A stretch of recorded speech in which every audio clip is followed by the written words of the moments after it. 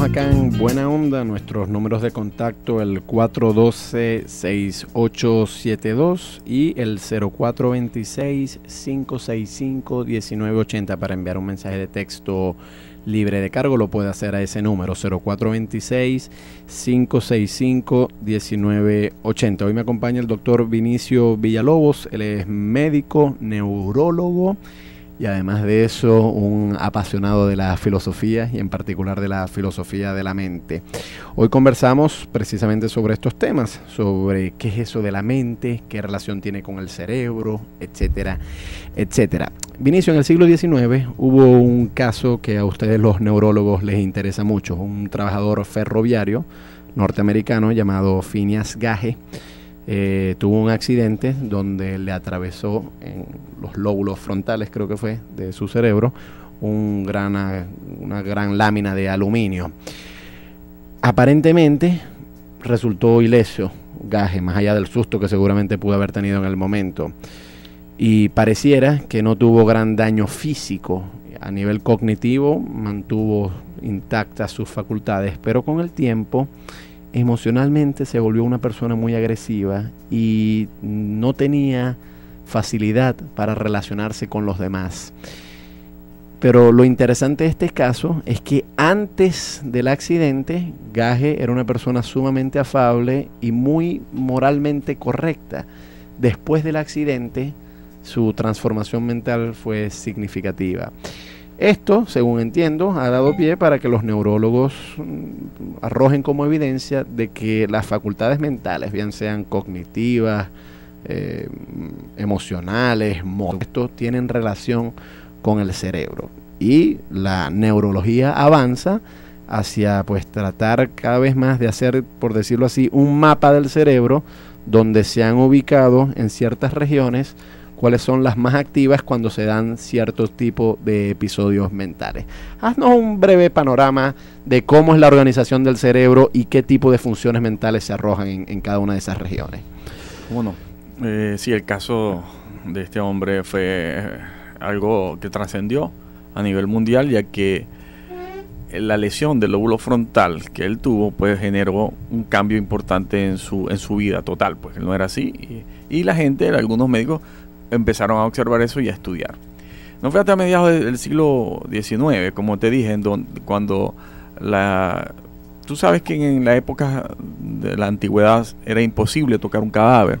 Creían que eso era sagrado, que los cuerpos no se podían ultrajar, y mucha gente después del Renacimiento investigó sobre la parte anatómica, sobre la anatomía. Da Vinci fue uno, supuestamente. Da Vinci fue uno, otro Vesalio, mucha gente empezó a escribir, empezó a ver sobre eso. En fin, eso conllevó a un estudio serio, ¿verdad?, del cuerpo y sobre todo del cerebro. Pero se podría decir que no fue hasta 1950 cuando Penfield, ¿verdad?, con animales le abría el cerebro, los animales despiertos, no quiere decir que sufrían porque lo anestesiaba, el cerebro no duele como tal, anestesiaba, le quitaba el hueso, el cráneo, lo separaba y con electrodos iba poco a poco estimulando ciertas áreas. Y al estimular ciertas áreas se movía un brazo, se movía una pierna y comenzaron a hacer como un esquema, ¿no? Y ese es lo que llamamos hoy en día el homúnculo de Penfield. Ahora, ¿qué garantía hay de que el cerebro animal es análogo al cerebro humano? Porque a lo mejor si yo estimulo, qué sé yo, la región del lóbulo frontal y se levanta un brazo de un chimpancé, supongamos, ¿qué garantía tengo yo de que al hacerlo con un ser humano también se va a levantar el brazo humano? Porque, es decir, si bien parece que hay ciertas analogías biológicas, son otras especies distintas. Sí, correcto, ¿no? Pero claro, se intentó con animales que tuvieran un parecido importante, pero también después se hizo en humanos, porque esas intervenciones grandes, a veces cuando lobotomizaban a un paciente, le quitaban parte de un lóbulo, o cuando lo estimulaban eléctricamente para buscar áreas de algún área, por ejemplo, de la epilepsia, pues eso comenzó a dar luz sobre lo que estamos hablando, comenzó a hacer como un mapa del cerebro, pero eso fue desde el punto de vista anatómico, eso ahora fue lo más rudimental, 1951, 52, cuando Penfield comenzó con eso. Luego más adelante eso se hizo se hizo serio, y bueno, llegó la tomografía, llegó la resonancia, llegaron otros equipos tecnológicos en donde actualmente tenemos la posibilidad de ver a una persona pensar, de ver a una persona el cerebro en funcionamiento claro y preciso. Hay, sobre todo, tú no has visto programas en donde estudian niños autistas o niños que son genios, ¿verdad? Y le estudian esa área, lo introducen en una máquina y él lo ponen a leer, a ver cosas, a descifrar cálculos, y esas áreas cerebrales se comienzan a aprender, digamos así, aprender en la computadora, comienzan a funcionar. Pero antes de todo eso, antes de Penfield y durante la época de otros grandes anatomistas que estuvieron en Broca y otros médicos que comenzaron a estudiar el cerebro, se le dio anatómicamente ciertas áreas. ¿Por qué? Porque habían daño, o ellos estudiaban y sabían que en esa área, si se lesionaba, había un problema con el habla, si se lesionaba, había un problema con la audición, y se le fueron dando en forma general el mapa del cerebro. Sabemos que la región frontal tiene que ver con la conducta, tiene que ver con la personalidad, tiene que ver con eso que tú hablabas, por ejemplo, con Fidia, que de pronto generó cambios muy importantes en su forma de ser. Sabemos que el temporal también tiene otras funciones. ¿El temporal cuál es? El que está en la... temporal es el lóbulo frontal, es el que está en la región delantera. El temporal está en la región lateral, pero un poco por debajo, ¿verdad? Porque por encima de él está otro lóbulo que se llama lóbulo parietal.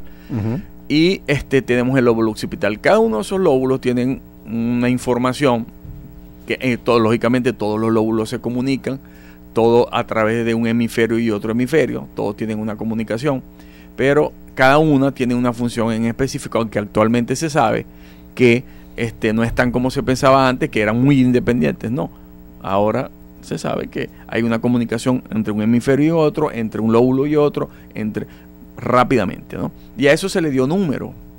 Sí, a eso se les colocó números en una época, ¿ok?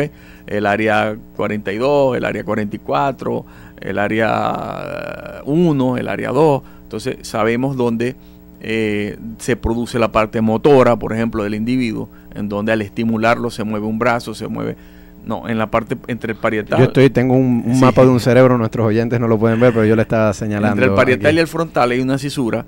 Por delante de esa cisura, se llama cisura de Rolando, está la parte motora, por detrás está la parte sensitiva. O sea, todo lo que salga de allí es motor. Claro, sale de allí, pero también hay comunicaciones hacia el frontal, hay comunicaciones hacia el occipital, hay comunicaciones. Y la parte límbica, que llamamos, que está dentro del cerebro, en su interior, está el hipocampo, que tiene que ver con las emociones.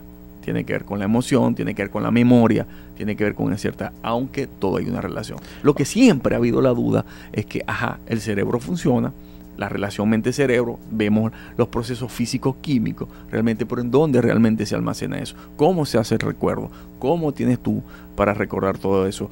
¿De dónde puedes tú de pronto con un perfume recordar 20 años de tu vida hacia atrás? O él es una persona... Bueno, el gran novelista Marcel Proust empieza su novela En búsqueda del tiempo perdido de esa manera. Se come un ponquecito, una magdalena, y le vienen recuerdos de 20 años de su vida. Ahora, en todas estas tomografías que tú me estás mencionando, Vinicio, pareciera que cada vez que una persona piensa algo, unas regiones del cerebro en particular se estimulan con los puntos de sinapsis, que es los puntos de conexión eléctrica entre las neuronas. Es decir, cuando a un paciente se le dice, piensa en algo placentero, se ilumina una región del cerebro. Cuando entonces se le pellizca y siente dolor, se iluminan otras regiones del cerebro, cosas así por el estilo. Uh-huh. Esto daría pie a pensar que por cada evento mental, por cada pensamiento que uno tiene, pareciera que hay una correspondencia con algo que ocurre en el cerebro. Eso no quiere decir que sean la misma cosa, pero por lo menos sí pareciera que hay una correspondencia entre ellos. Es decir, que cada vez que yo pienso en tal cosa, tal región se va a iluminar. ¿Qué tan nítida es esa correspondencia? Ese es un tema muy actual. Searle, Antonio Damasio, el mismo Dennett, están trabajando desde el punto de vista neurocientífico y filosófico al respecto. Sí, se cree que el cerebro y la mente sea un elemento emergente de esa función, o sea, que salga de esa función, no que esté cuando se funciona, cuando el cerebro hay un evento orgánico, necesariamente no, emerja de allí, emerja de esa función. Y eso es lo que no conocemos a fondo. Y eso es realmente lo que no conocemos. Por eso que se da pie a entender sobre que hay otras cosas que pueden estar sucediendo ahí que no vemos. Ya la neurona como tal no es el centro, digamos, del sistema nervioso. Hay un proyecto que se llama proyecto Blu-ray, ¿okay?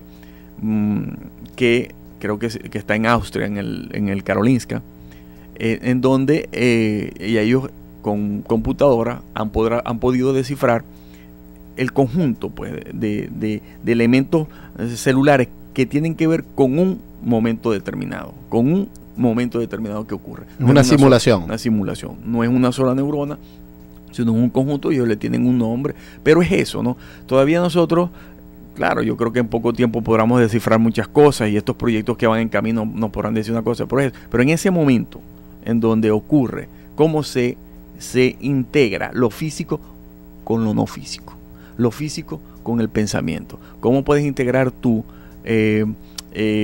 lo químico físico que ocurre en una neurona, que ya nosotros lo conocemos, la salida de neurotransmisores, el estímulo, el sodio, el potasio, una serie de cosas que ocurren, que eso ya está muy evaluado? Pero ¿cómo se integra ese momento en donde ese recuerdo? Bueno, lo que pasa es que yo creo, y con esto vamos a cerrar este bloque, pero te doy oportunidad en el segmento que viene para que, si quieras responder, lo hagas. Lo que pasa es que yo creo que habrá algunos filósofos, como por ejemplo Paul Churchland y su esposa Patricia Churchland, que opinan que eso de lo no físico no existe, que es una forma errónea de hablar. En todo caso, si quieres responder a eso, lo dejamos para el segmento que viene, Vinicio. Hoy conversamos con el doctor Vinicio Villalobos. Él es médico neurólogo, pero no estamos aquí hablando sobre los aspectos clínicos de la neurología, sino más bien sobre sus aspectos filosóficos, la relación que las neurociencias tienen con la psicología y la filosofía de la mente. Nuestros números de contacto, el 0426-565-1980, 0426-565-1980. Hoy musicalmente tenemos una selección de temas en inglés, entonces vamos a escuchar un clásico de la música pop o rock de Alanis Morissette, el tema Ironic, y ya regresamos.